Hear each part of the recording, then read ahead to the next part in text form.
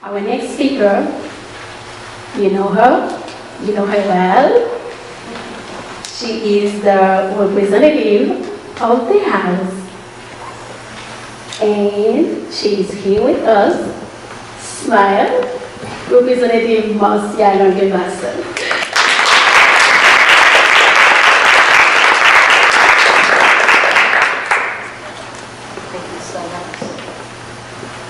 Hello there. Hello. Hi.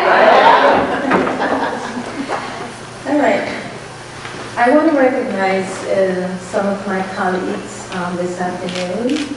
Rebecca Kisleck, Rebecca Kisleck, Rep. Maura Walsh, Rep. David Bennett, I saw him earlier, he might have just stepped out. Councilwoman Melvin Fortune, Senator Anna Quezada, and I just saw Rep. Angela walked in. Thank you all for being here. And thank you to every single person, including our friend over here, who are here today for this very important conversation. I am so delighted to be here. Thank you so much, Elise, for doing this. I appreciate you. I appreciate your work. I want to just begin by saying how important. Oh, there you are, Susan. Rep. Donovan over there. I could not forget my seatmate.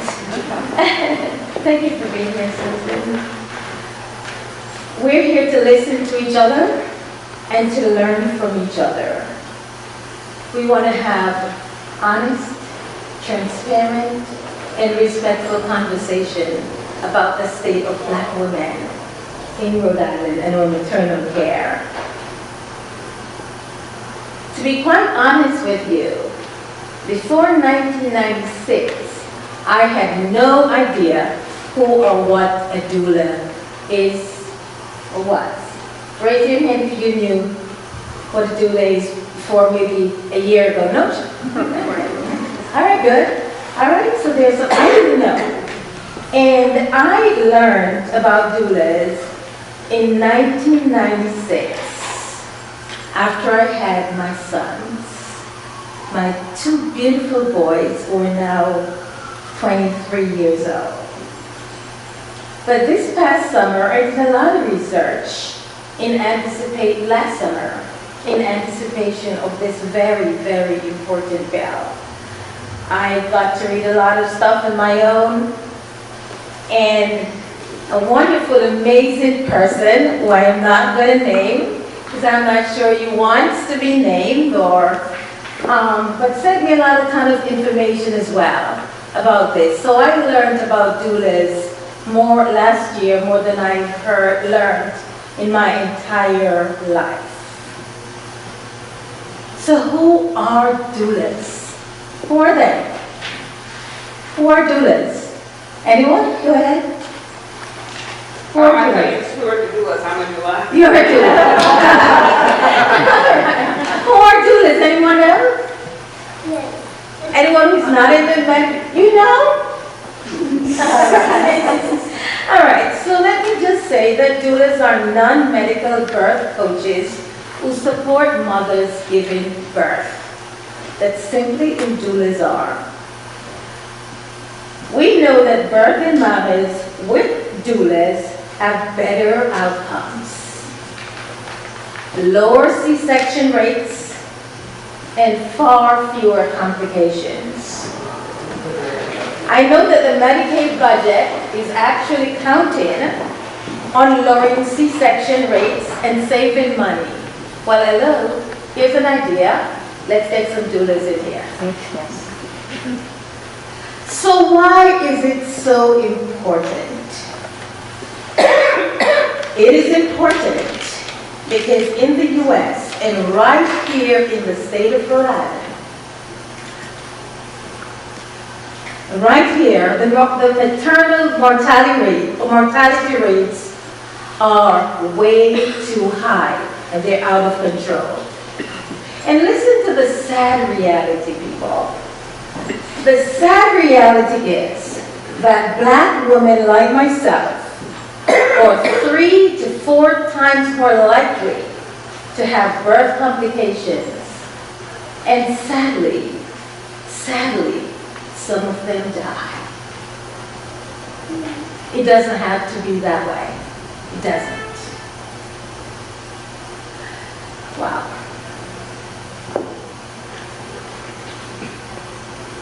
Doulas are important because when we examine infant mortality, or how well babies do, it is 2 or 3 times worse for black babies than white babies. That is not right, and we can do better. Many of us have heard of Serena Williams, about her post-birth complication, and how she had to advocate, Serena Williams had to advocate for herself to be taken seriously. Know who Serena Williams is? There's a twisted school of thought that black mothers can endure more pain. Somehow, providers think that black women's threshold for pain is higher than white women. I have news for all those providers. Not true. That's actually a lie. It's not true.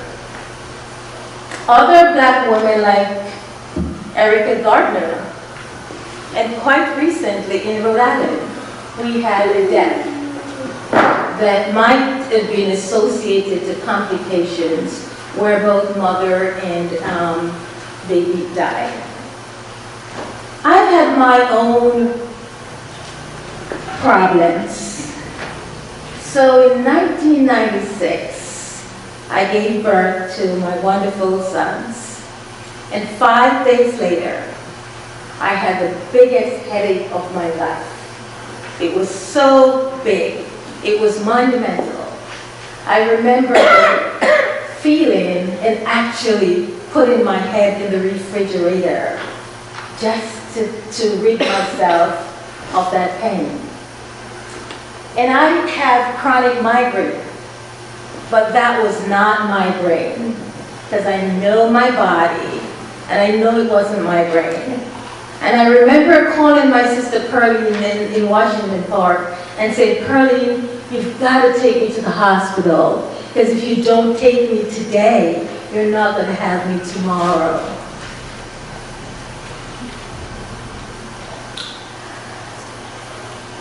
I was having a subarachnoid hemorrhage, a brain hemorrhage from that.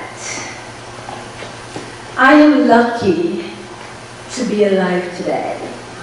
I am lucky to stand here before you today. I am lucky to be able to see the milestone of my sons. One of them even gave me a grandbaby. But think of it, so many mothers like myself, or like Serena, because it crosses socioeconomic, right, would not be here. And that's why I know the work of doulas is so important, so very important. We can do better for all mothers, but we must do better for this group of women called black mamas who have been disproportionately, oh my God, it's awful. We can do better. And that is why I am working with all of you in this room who feel the same way like I do, who believe in reproductive justice, right? You're here to help us to work on this. I also believe that we need to have culturally responsive and compassionate care. So when mothers that look like me go into women and infants or wherever we go, we can actually have someone who speaks Jamaican patois, right? We can have people who speak the language. So we're talking about culturally responsive, culturally competent. We're talking about culturally compassionate care. Can we do that? Yes. I think we can. So what will this bill do? This bill that I am so proud to introduce, it's something that I've thought about for a long time. Because it's so personal, right? But it's only a small investment in stepping forward to providing quality care and to ensure that the birthing experience of all women are the same. Access, equity, equality. Think of it. We would join New York, we would join Minnesota, we would join Oregon in having Medicaid provide this important patient care. What kind of care did I just say? Patient care. Let's say that again. Patient care. Thank you. Data, the numbers coming out of Minnesota already shows that we can improve outcomes and lower the C-section rates by ensuring that we have doulas. And not just doulas. We want to make sure that the doulas are adequately compensated. Right? So that's the other part of it. We want to make sure that people that are providing this very intimate care for women are adequately compensated. So I'm looking forward to this. I am looking forward to getting this bill passed.